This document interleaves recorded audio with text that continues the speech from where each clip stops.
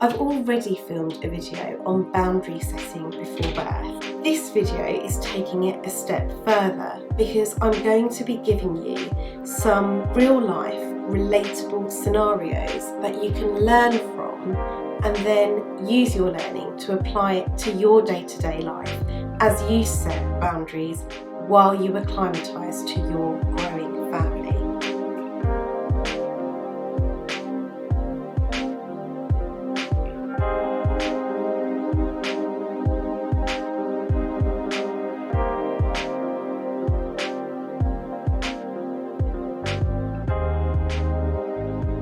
Part 1 will be me recapping when to set boundaries.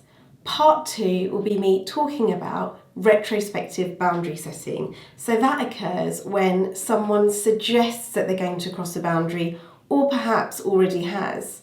And in part 3 and 4, I'm going to be gifting you role-play scenarios that you can apply to your day-to-day as you prepare for your birth and what comes after. And the role-play scenarios will include, first of all, how to set boundaries, so how to establish those boundaries in a conversation and let the other person know, well, no. And I've also included a bonus part 5 for when someone is a bit of a repeat offender. Part 1, when to set boundaries.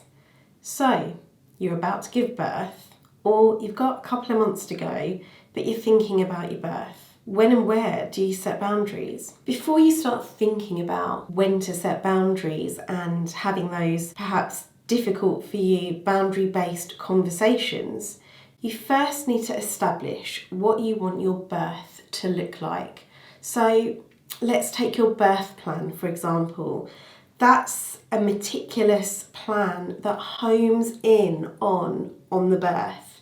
It's like a snapshot of the entire experience. And when I'm talking about the entire experience, I'm talking about getting your hospital bag ready, how you want the day to start, how you want the day to end. And I know it's not something that you can easily plan if you're not having a planned C-section, but you can have some idea of what you want your entire birth experience to look like. So give yourself some time, find a quiet space, and just visualize how you want your birth experience to unfold.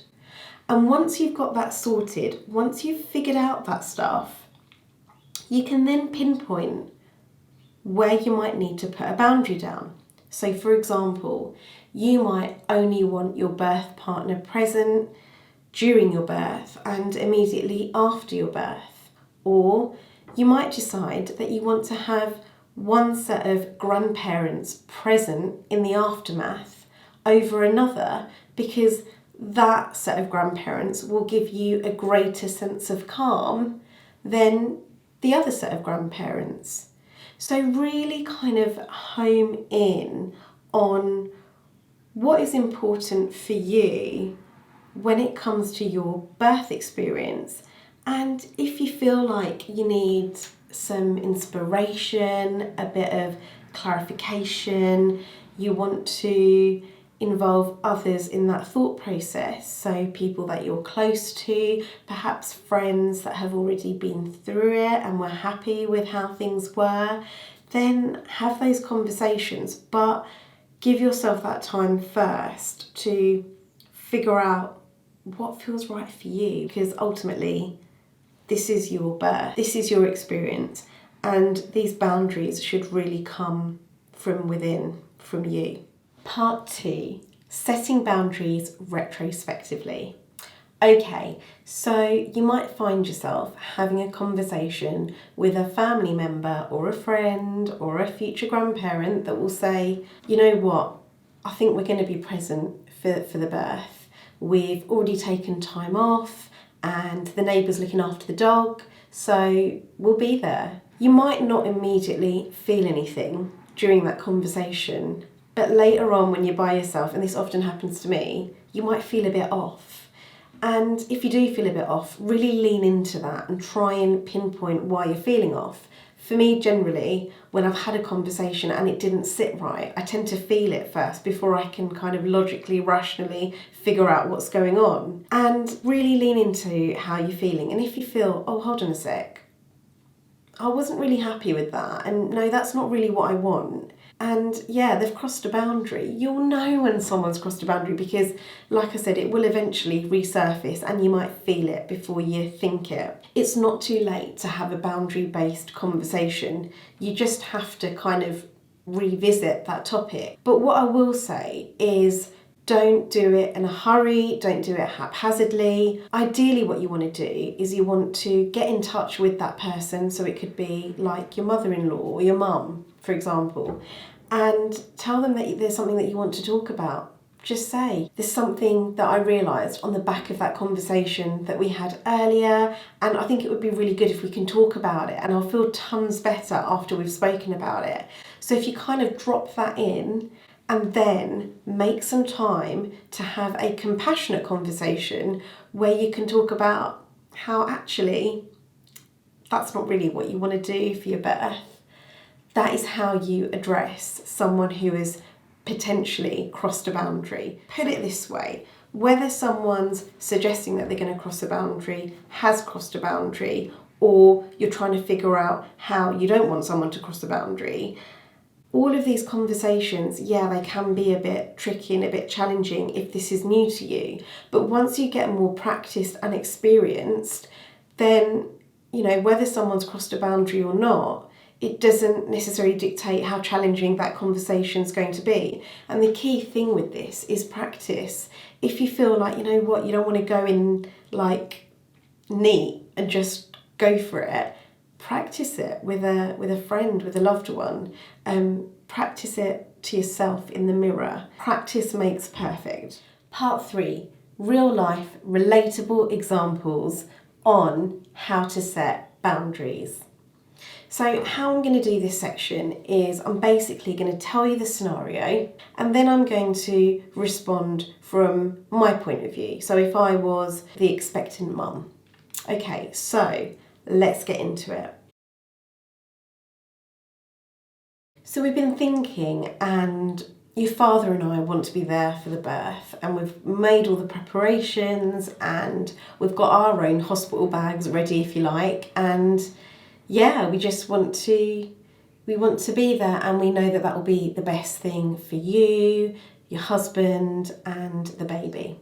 Oh, thank you so much for thinking about me and just thinking about my growing family. It's actually really sweet that you've put so much thought into this and you're thinking about packing your own hospital bag.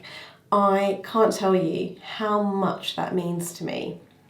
The thing is, we've already had conversations, my husband and I, and we've already kind of figured out how we want our birth to look like. And we think it would be far calmer and easier for all of us if we just kind of thrash through it together and figure it out ourselves. I know how I respond under pressure and under stress, and this is going to be really stressful, and I do best when I'm in the zone by myself and I've just got him with me.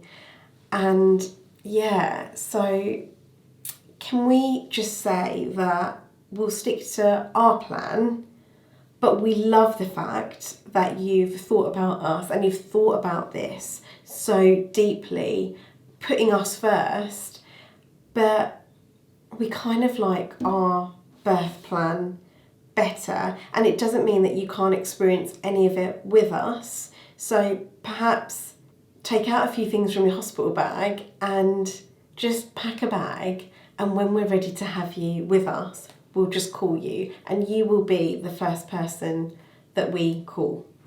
Now, you don't have to say it exactly like that, but I think it's really important to home in on the fact that you've got some people in your life, your parents or your in-laws or whoever, that have really thought long and hard and deeply about your birth. And while their vision might not sit right with you, let's just pull that apart and just appreciate the fact that two people that love you very much have thought so passionately and deeply about a really important time in your life. And I feel like you need to acknowledge that and appreciate that before you say no. And from that scenario, I'm hoping that you can see that no doesn't actually have to be so blunt. You can say no in a nice way, still get the response that you want, where, you know, hopefully they'll say okay and there's no resistance, and you have that satisfaction knowing that you've put your boundary down.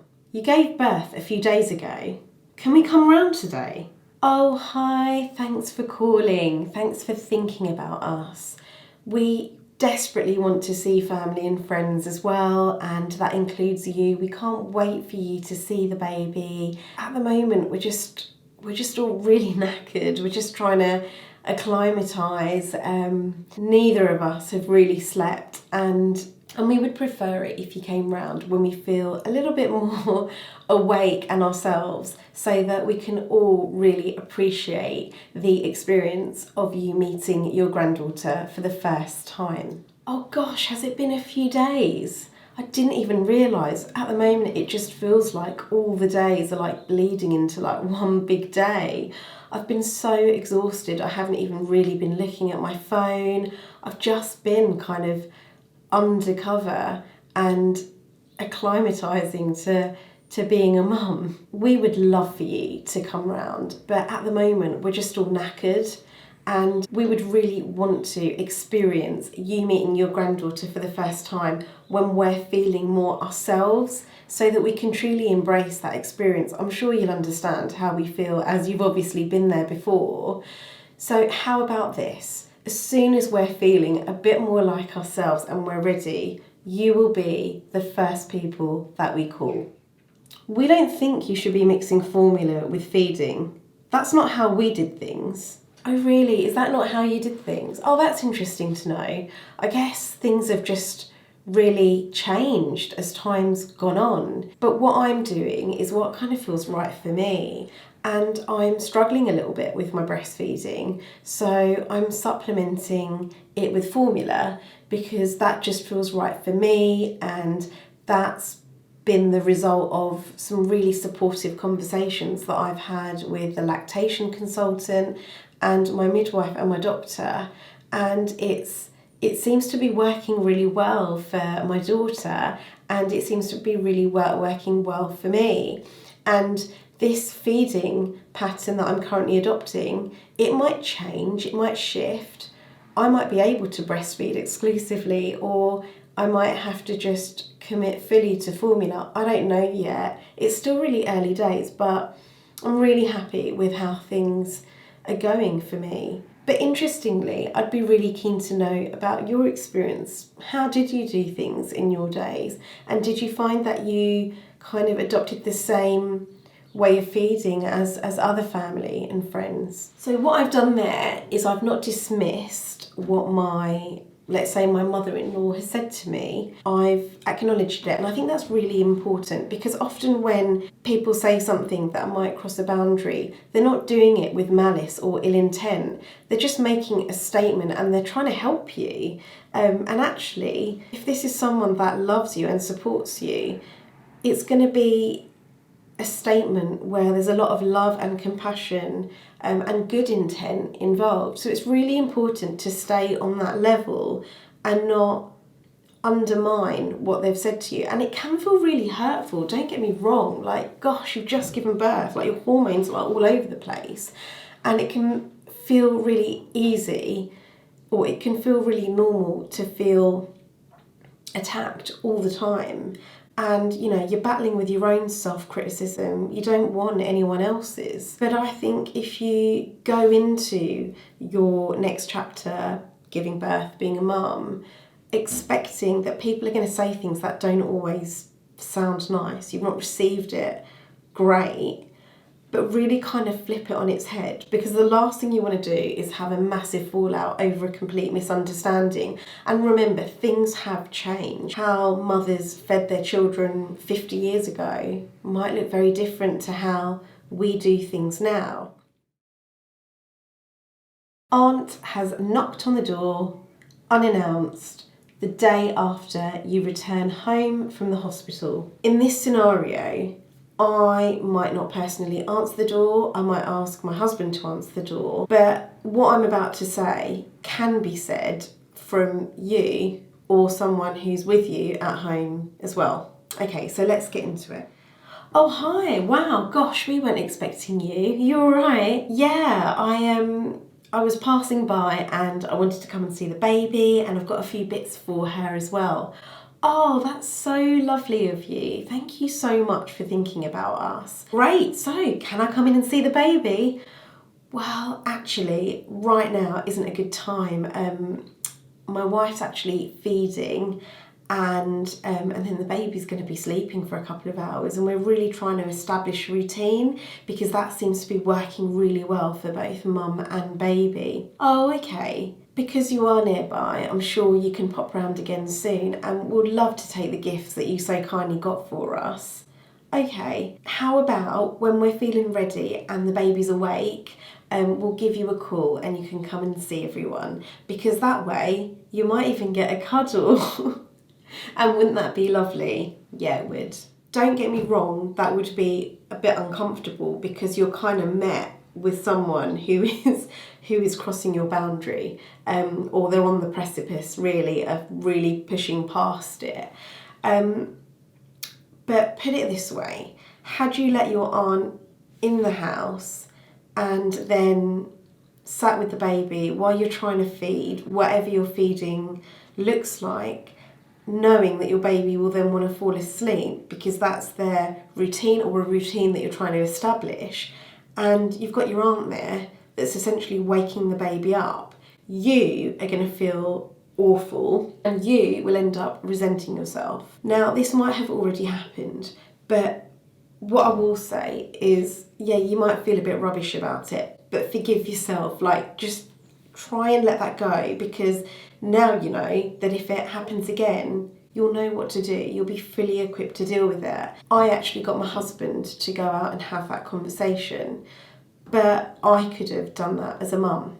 However, I'm feeding my baby. I haven't got time to be answering the door. So that's how that situation would have unfolded for me. We've popped the baby's name in the envelope over there. It's an important name and we would like for it to be used. Oh wow, you've already popped the name in an envelope. You've even thought of a name. Gosh, we haven't even decided on a name yet. We've got quite a few that we've been thinking about, because it is just so important to us, we haven't really honed in on a name that we want. But it's really sweet that you've been thinking about it as well, and that you've come up with a name too. But it might not necessarily be the name that we go for in the end. We will certainly have a look at it, and if it feels right, we'll add it to the list. And then when we're ready to make a decision on what we want to call our baby, we'll definitely look at it if it's a name that, like I said, sits right with us. Usually that kind of thing would come from grandparents. It's quite a rare thing, but it isn't unheard of. A baby's name is obviously so important. For my daughter, she's got 3 names, because for me, I just wanted to keep naming her. She's my rainbow baby. I've wanted her for so long, and I wanted to have quite a few pretty names. But those names were names that were decided by me and my husband, and that was a really important process. But grandparents, they're going through a process as well. This child is very important to them too, quite rightly so, and it's something that you would want. You know, that relationship needs to thrive as well. That relationship is really important and needs to be cherished and respected and given the space to grow too. On one hand, it's really lovely that they've given time and thought into what they would like to call a child. But on the other hand, it's not really a decision for them to make, and that is really crossing a boundary. This is you learning that pictures you sent to your parents have now been posted on Facebook. So I've just seen that you've posted some pictures up of our daughter. We were a bit taken back actually, because we haven't posted any pictures ourselves and we're not really sure if that's something that we're really comfortable doing. We haven't really had those conversations or spoken about it yet because it is still really early days and I'm still enjoying the privacy of acclimatising to my new growing family. And yeah, it just doesn't really feel that comfortable. So I know you're really excited to share your granddaughter with the world, and I totally get that. But for now, until we've actually decided how and when we want to post pictures, and if we even do, can you just remove those photos? It will make us feel a lot better. And if there is a photo that you desperately want to put on social media or on your WhatsApp profile, if you don't mind, could you just let us know first? Because that's kind of how we want to play things out at the moment. So you can see that you're getting the point across, but you're doing it in a really nice way. Your tone of voice isn't argumentative, it's not aggressive, there's no malice there. And what I would hope is that message is received and the photos come down swiftly. Nosy neighbour keeps turning up unannounced in the evening when baby is asleep. Hey, hi, I just wanted to come and see the baby. I live so close. It's just so easy to see your little one, and I was wondering if she was awake today. I'm really sorry, but she's actually gone to sleep. So her routine in the evening is very much sleeping for the next couple of hours, and then she'll wake up for her feed and go back to sleep again. There is some unpredictability to it because she's just so very small, but we're just trying to establish quite a nice routine that works for us as a family. And she does actually wake up quite easily with sounds like knocks on the door. If you don't mind, can you just leave it with us, and when she's fully awake and we're ready to have visitors, and perhaps during a day at some point, we'll shout over the fence and we'll definitely let you know, because it would be lovely to have you here. But right now the timing just isn't great. Okay, so what's happened here is you've probably ignored the knocks a few times, or your partner may have answered, or you may have answered, and whether or not you've let your neighbour in to see the baby at your inconvenience or just ignored it, I think a conversation needs to be had if this doesn't sit right with you, because this is someone who is repeatedly crossing a boundary, and it kind of needs to be dealt with for your own peace of mind and sanity. I don't expect you to do it in one big kind of like and just get it done, but I'm just kind of giving you a bit of an idea of how you would want that conversation to unfold. If you would like a video where there's a bit more back and forth and I'm really getting into the juice of the role play, then comment in the descriptions box below, and that's something that I can start working on now. Final thoughts. It's really important to pay attention to how you feel as you navigate this next chapter, because it's a pretty huge chapter. You're going to be a mum either for the first time or to a growing family, and that is pretty huge.